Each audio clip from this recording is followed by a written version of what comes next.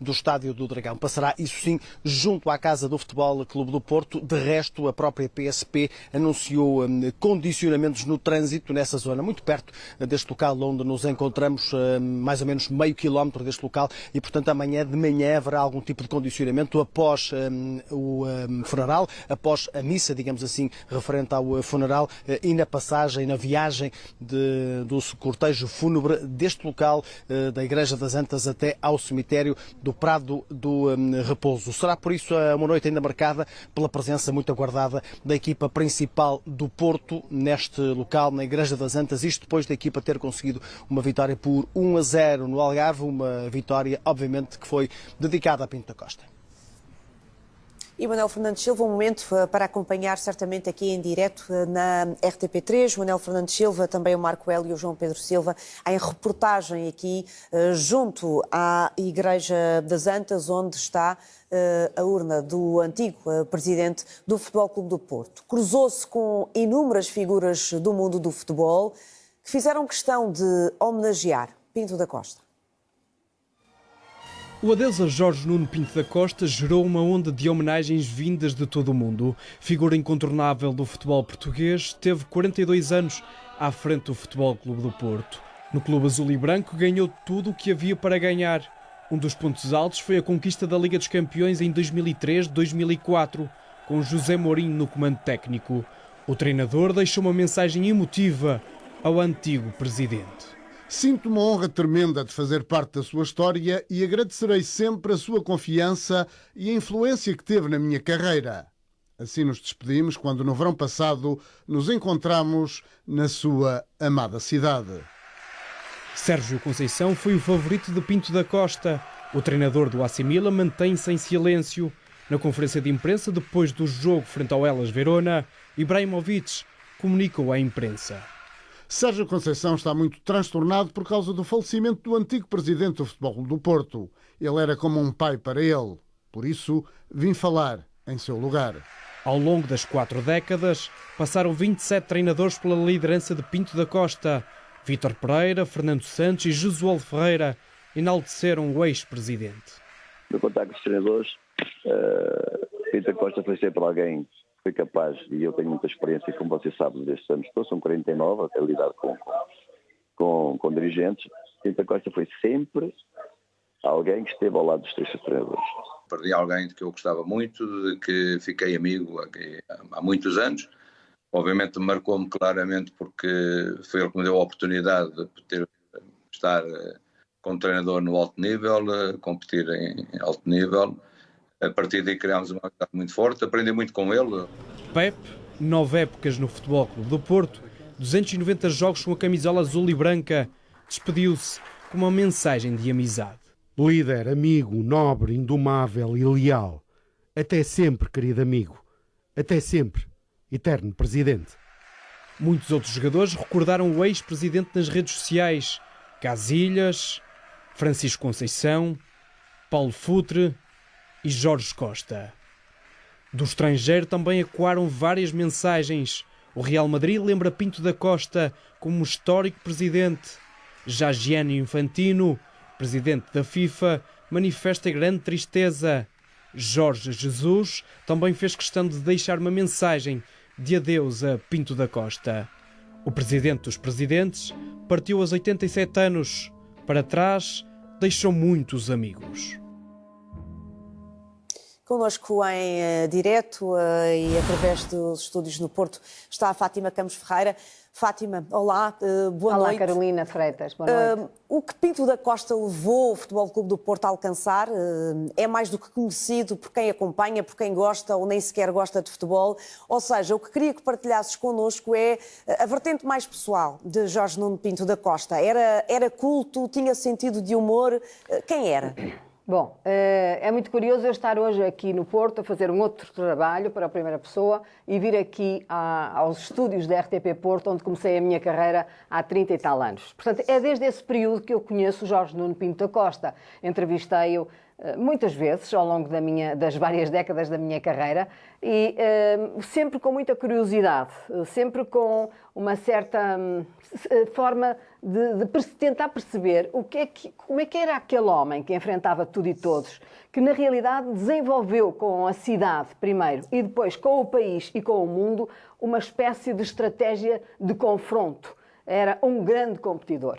Pinto da Costa pertenceu também àquele grupo de líderes carismáticos que eu conheci em várias dimensões, que foram do meu tempo, na política, também no futebol, também até mesmo na cultura, líderes, pessoas que, na indústria, pessoas que foram desaparecendo, têm vindo a desaparecer ao longo das décadas, porque não são substituídas por esses carismas. Hoje é mais difícil encontrar personalidades que transmitam essa força de liderança às pessoas. E isso acontece em todas as dimensões, seja nos negócios, nas empresas, no chão de fábrica, como acontece na política, como acontece também no desporto. E não me estou só a lembrar de Pinto da Costa, estou-me a lembrar de Fernando Martins, no Benfica, há o tempo até que eram muito amigos. Mas Pinto da Costa é, sobretudo, um homem que nasceu num departamento do Futebol Clube do Porto, passa a presidente e a partir daí desenvolve uma estratégia em que consegue não só ser o vencedor e a glória que é para o país, porque não é só para a cidade, mas consegue internacionalizar-se e ser um líder da galáxia do futebol respeitado, muito respeitado. E fê-lo através das vitórias, do espírito de competição, ganhando muitos amigos, e também escolhendo muitos inimigos com quem se veio a confrontar. Era um homem que tinha, portanto, essa dimensão de liderança muito clara. Ele sozinho fez mais pela regionalização do que sonharam todos os políticos fazer. Não digo que fizeram, digo que sonharam todos os políticos fazer.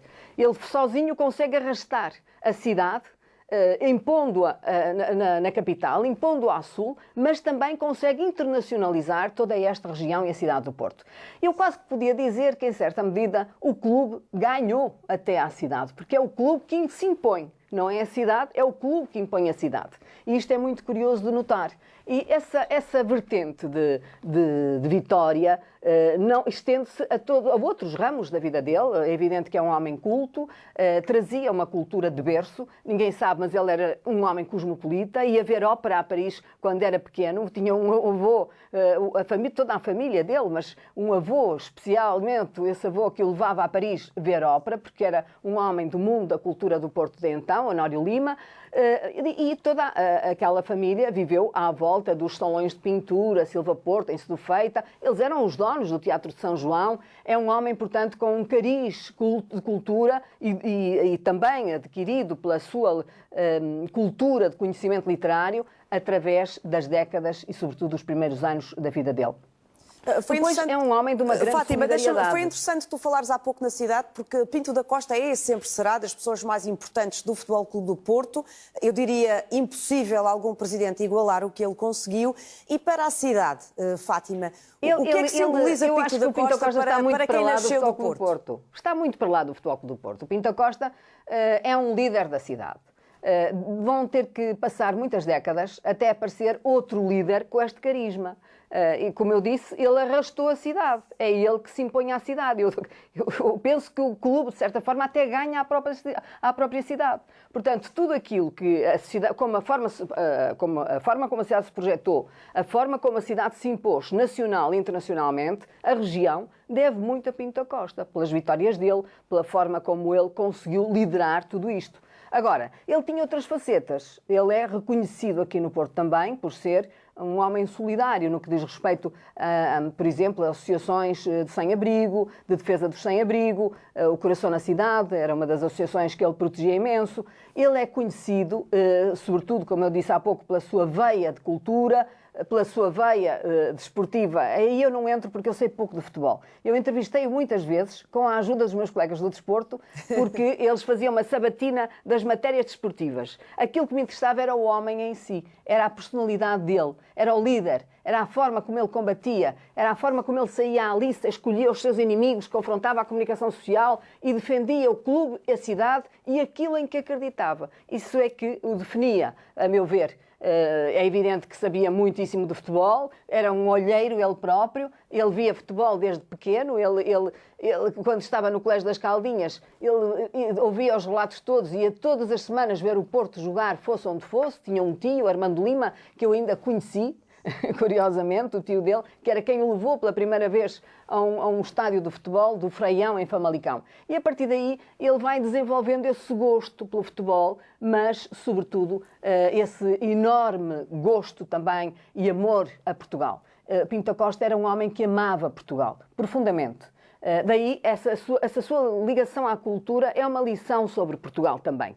Ele amava a cultura portuguesa, ele sabia os poetas portugueses de cor, ele gostava da prosa portuguesa. Era alguém que se reconhecia e se identificava com Portugal. E isso é um mérito dele.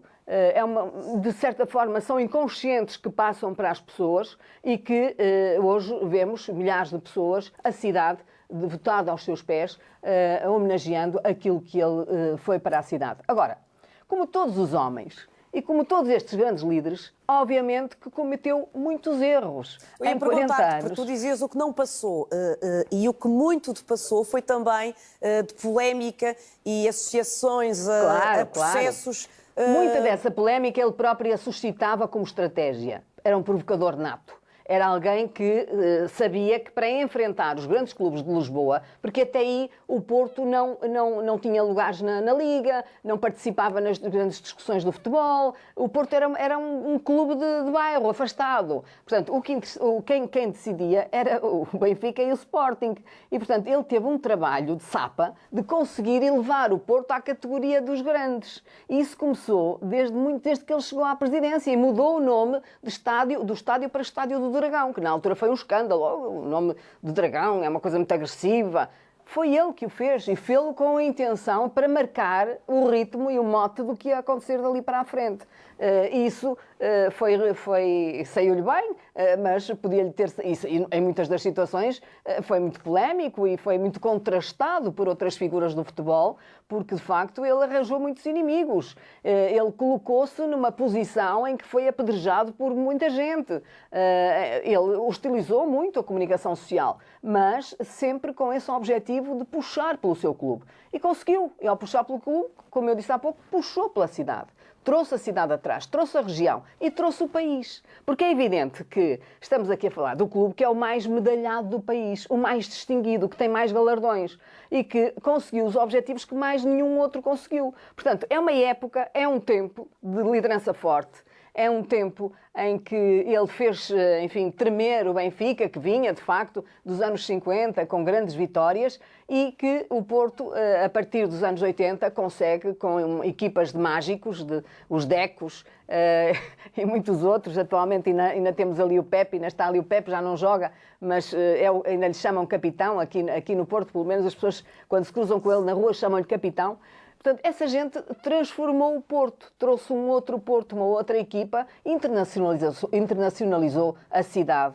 E o país, de uma certa forma, o país entra pela porta grande na galáxia mundial do futebol. É evidente que falo também pela mão de Ronaldo, pelo pé de Ronaldo, em grande parte, mas Pinto da Costa já antes tinha marcado todo o território e tinha feito esse trabalho e aberto essa porta ao país. É evidente que o Benfica era uma marca enorme, tinha ganho muita coisa, tinha estado às portas de ganhar o Mundial, isso tudo. Agora, o Porto conseguiu, de facto, aquilo que mais ninguém conseguiu. Efetivamente essa caminhada e essas presenças nesses anos dourados do Flóculo do Porto, ganhando uma Liga dos Campeões e sendo sempre uma presença assídua em competições internacionais.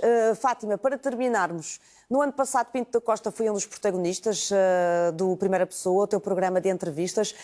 Como é que foram esses dias de gravação? Hoje, aliás, vi que colocaste na tua página do Instagram um momento muito, muito engraçado durante essas gravações.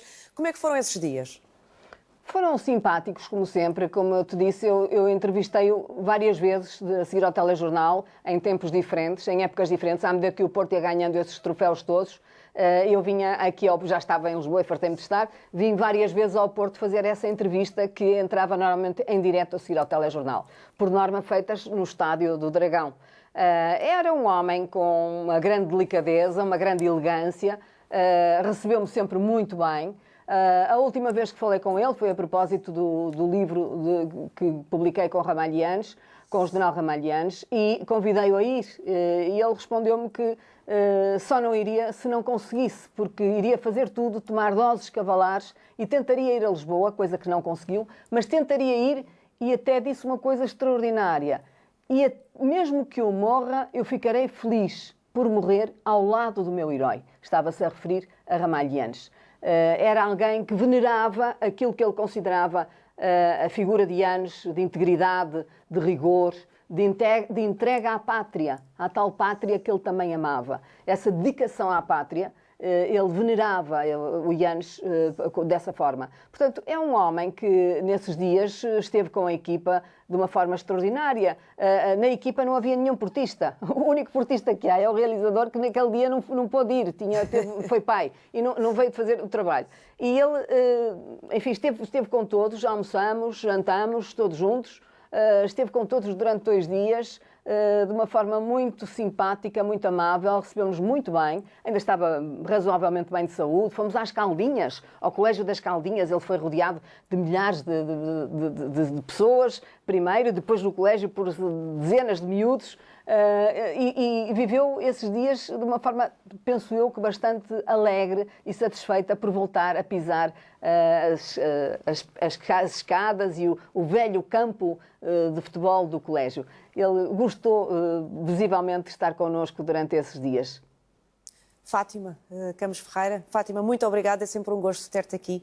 Resto boa noite. Obrigada, Carolina. E durante o dia de hoje, milhares de pessoas quiseram homenagear o presidente que mais títulos conquistou na história do desporto e que marcou a cidade. Todos os caminhos foram dar ao estádio, numa manhã de luto que começou silenciosa no Dragão. Dia pesado, difícil para todos os esportistas, por tudo o que representou, pelos seus valores, pelos princípios, por tantas alegrias e tantas vitórias, tantos fins de semana de felicidade que nos deu durante 42 anos em que liderou esta instituição. E alguém que nos marcou profundamente.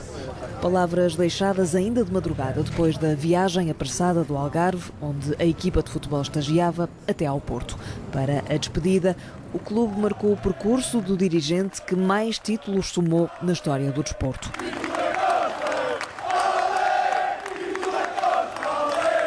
Foi pelo hóquei que ainda nos anos 50 entrou na estrutura do Futebol Clube do Porto e celebrou, já como presidente nos anos 80, o primeiro grande título internacional. Ele no intervalo foi incentivar a equipe e nós na segunda parte conseguiríamos virar o jogo, e houve outras histórias que ele acompanhava-nos muito na altura que íamos jogar.